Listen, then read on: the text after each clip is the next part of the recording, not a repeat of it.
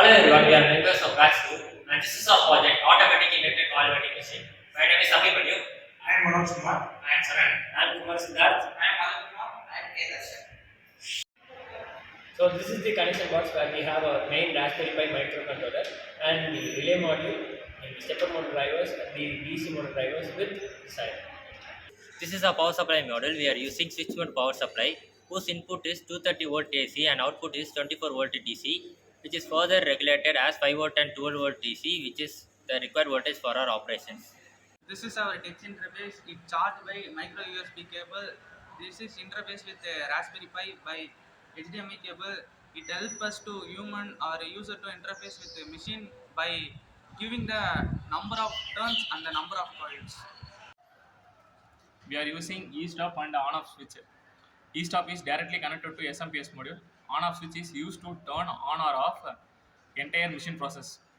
Here we can see two pulleys which is used to align the copper wire to feed into the machine, and this is the control module which uses two inductive proximity sensor to sense the presence of copper wire in the machine. When the first proximity sensor stops sensing, the error message in the user interface as coil is getting emptied, and when the second proximity sensor stops sensing, the error message will be in the user interface as feeding is incomplete. And again, here is a DC motor which is supported with idler pulley which is used to feed the coil into the machine again. This is an output module of our project. Output module consists of two stepper motor, one pneumatic cylinder and 24 volt solenoid, spring return and 3x2 valve.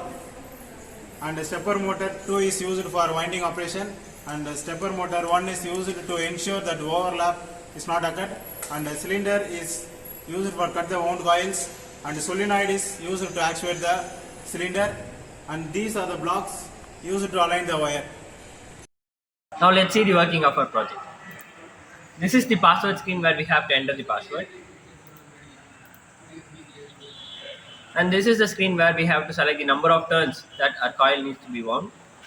And let's select 6. Now let's select the number of coils that needs to be produced by this system. Let's select 1. Now we have to disable the e-stop and start the process.